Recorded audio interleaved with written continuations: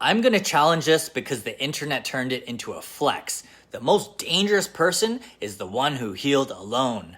Sometimes that's true, and sometimes it's just trauma wearing armor and calling itself enlightenment. Because healing alone can create two very different creatures.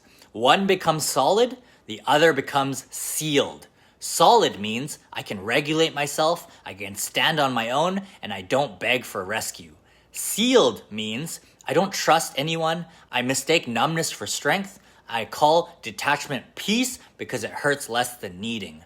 So let's get precise. The genuinely dangerous person isn't alone healed, it's the person who faced the dark and didn't let it turn them bitter.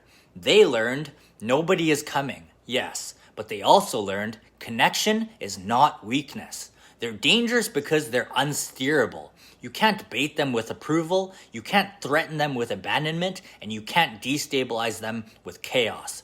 Not because they're cold, but because they're integrated. Now, here's the Spiral Combat translation.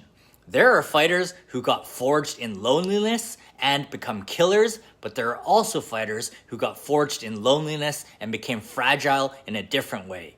They can't take coaching, they can't collaborate, they can't adapt, and they refuse help as a reflex.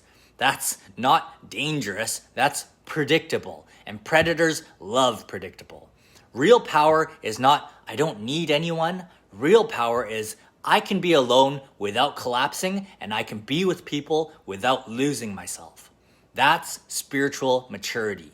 So, here's the real line.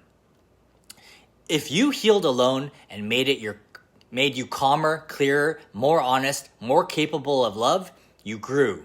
If you healed alone and it made you proud, avoidant, controlling, and allergic to closeness, you didn't heal. You just armored yourself.